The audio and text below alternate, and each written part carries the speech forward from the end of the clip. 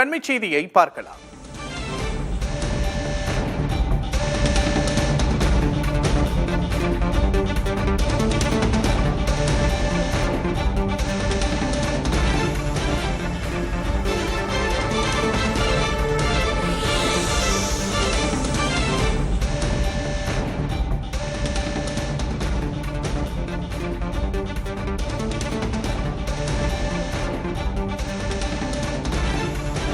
Israel மற்றும் அமெரிக்க தாக்குதலில் ஈரானின் உச்ச தலைவர் காமேனி உயிரிழந்து விட்டதாக ஈரான் ஊடகங்கள் தகவலை வெளியிட்டுள்ளன.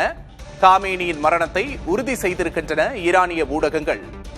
காமேனியின் மகள், மருமகள், பேரன் ஆகியோர் கொல்லப்பட்டதாகவும் செய்தி வெளியாகியிருக்கிறது. காமேனியின் அலுவலகம், வீடு உள்ளிட்ட இடங்களை குறிவைத்து இந்த தாக்குதல் நடத்தப்பட்டிருக்கிறது.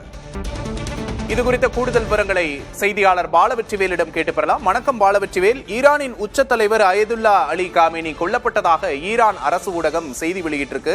அங்க என்ன நடக்குது? தற்போது அமெரிக்கா மற்றும் இஸ்ரேலோட அடுத்தடுத்த கட்ட நகர்வுகள் என்ன? விக்னேஷ், பதட்டமான சூழலுக்கு மத்தியில் ஈரானின் சுப்ரீம் லீடர் என கூறப்படுகின்ற உச்ச தலைவரான அயதுல்லா அலி காமேனி கொல்லப்பட்டிருப்பதாக ஈரானினுடைய அரசு ஊடகங்கள் தற்போது செய்தி வெளியிட்டு வருகின்றது. இந்த தாக்குதலுக்கு எதிர் தாக்குதல் மிக கடுமையாக இருக்கும் என எச்சரிக்கை விடுக்கும் வகையில செய்திகள் வெளியாகி கொண்டிருக்கிறது. ஈரான் அரசும் 40 நாட்கள் துக்கம் அனுசரிப்பதற்கான நடவடிக்கைகள்ல அந்த அவர்களுடைய இஸ்லாமிய சட்ட முறைப்படி என்னென்ன செய்ய வேண்டுமோ அந்த ஏற்பாடுகளை செய்ய இருப்பதாகவும் தகவல்கள் தெரிவிக்கின்றன. இருந்தாலும் ஈரானினுடைய அரசு அதிகாரப்பூர்வமாக வெளியிடவில்லை. நேற்று முதல் அமெரிக்கா, ஐரோப்பிய நாடுகளைச் சேர்ந்த மேற்கத்திய ஊடகங்கள் காமேனியை குறிவைத்து தாக்குதல் நடத்த திட்டமிட்டு வருவதாகவும், குறிப்பாக தெஹ்ரானில் அமைந்திருக்கக்கூடிய அவர் தங்கும் பங்களா மற்றும் அவருடைய விடுதி உள்ளிட்ட பகுதிகள் மீது சரமாரியான தாக்குதல் நடத்தப்பட்டிருப்பதாக தெரிவிக்கப்பட்டிருக்கிறது. அதில் ஏற்கனவே காமேனியினுடைய மகள், மருமகள் உள்ளிட்டவர்கள் மரணமடைந்திருப்பதாகவும் செய்தி வெளியானது. குறிப்பாக மாஜ்தோபா காமேனி அரசியல் செல்வாக்கு மிக்கவர். அவர்தான் காமேனியினுடைய வலது கரமாக பார்க்கப்படக்கூடியவர்.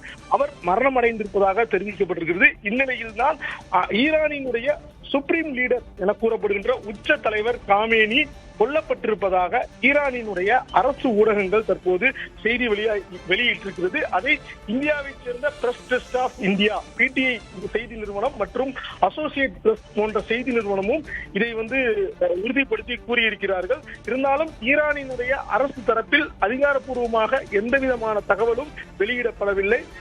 அயதுல்லா அலி காமேனியை பொறுத்தவரை ஈரானின் தற்போதைய உயர் மத தலைவரும் ஷியா இஸ்லாமிய பிரிவின் மிகப்பெரிய அதிகாரம் கொண்ட நபருமாக பார்க்கப்படுகிறார். 1989 ஆண்டு முதல் ஈரானினுடைய உச்ச தலைவராக பொறுப்பேற்று வரும் அவர் ஈரான் அரசின் படைகள், நீதித்துறை, அரசியல் அமைப்பு, மாநில ஊடகங்கள் என அதிக அதிகாரம் கொண்ட ஒரு தலைவராக இவர் பார்க்கப்படுகிறார். இவருக்கு பிறகுதான் அதிபர் உள்ளிட்டவர்களுக்கு அதிகாரமே இருக்கிறது. உச்ச மத குரு என இவர் அழைக்கப்படுகிறார். 1979 ஆண்டில் ஈரான் ரெவல்யூஷன் என கூறப்படுகின்ற ஈரானிய புரட்சிக்கு பிறகு ஈரான் ஒரு இஸ்லாமிய குடியரசாக மாறியது. முதல் மதகுரு தலைவராக ருஹுல்லா காமேனி மறைந்த பிறகு அயதுல்லா அலி காமேனி பொறுப்பேற்றார். 1939 ஆண்டு ஈரானில் உள்ள மசாத் என்கின்ற ஒரு பகுதியில இவர் பிறந்தார்.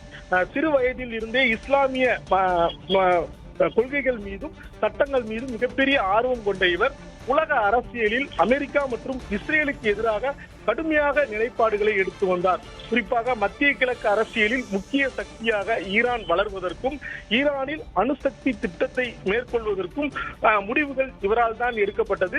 இந்நிலையில் காமேனி கொல்லப்பட்டார் என்கின்ற செய்தி வெளியாகி இருக்கிறது. இது அதிகாரப்பூர்வமாக ஈரான் அரசால் ஒப்புக்கொள்ளாவிட்டாலும் ஈரானில் இருந்து வெளியாகக்கூடிய முக்கியமான ஊடகங்கள் காமேனி உயிரிழந்து விட்டதாகவும், அதாவது நேற்றே தெஹ்ரான்ல பல இடங்கள்ல சரமாரியான தாக்குதலை அமெரிக்கா மற்றும் இஸ்ரேல் ஏவுகணை மூலமாக தாக்குதல் நடத்தியது.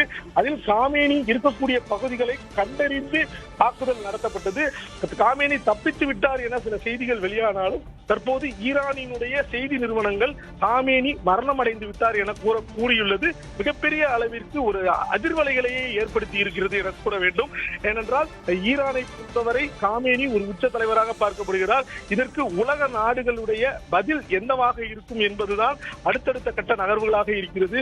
ஏற்கனவே இஸ்ரேல் அமெரிக்காவினுடைய தாக்குதலுக்கு பதில் தாக்குதலாக ஈரான் நேற்று ஐக்கிய அமீரகத்தில் இருக்கக்கூடிய முக்கிய நகரங்கள் குறிப்பாக துபாய், மஸ்கட், ஷார்ஜா, அபுதாபி உள்ளிட்ட நகரங்கள் மீது தாக்குதல் நடத்தின. அதுபோன்று குவைத், பஹ்ரைன் உள்ளிட்ட நாடுகள் மீதும் தாக்குதல் நடத்திய நிலையில மேலும் காமேனி மரணம் அடைந்து விட்டார் என்கின்ற செய்திக்கு பிறகு இன்னமும் ஈரானினுடைய தாக்குதல் மிக கடுமையாக இருக்கும் என்றே கூறப்படுகிறது. விக்னேஷ், நிச்சயமாக பாலவெற்றிவேல், மத்திய கிழக்குல ஒரு சக்தி வாய்ந்த தலைவரா அரை நூற்றாண்டு காலம் இருந்த ஐதுல்லா அலி காமேனி உயிரிழப்ப ஈரான் அரசு உறுதிப்படுத்தும் பட்சத்துல இது ஒரு முக்கிய திருப்பமா பார்க்கப்படும்.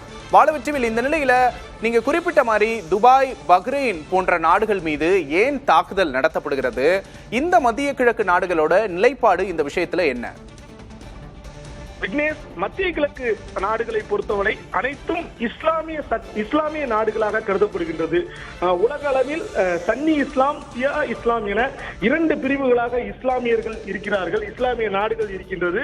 சவுதி அரேபியாவை பொறுத்தவரை முகமது நபி பிறந்த ஒரு புனித நகரமாகவும் பார்க்கப்படுகிறது. இந்நிலையில் தான் நிச்சயமா பாலவெற்றில் நம்ம தொடர்ந்து பேசலாம்.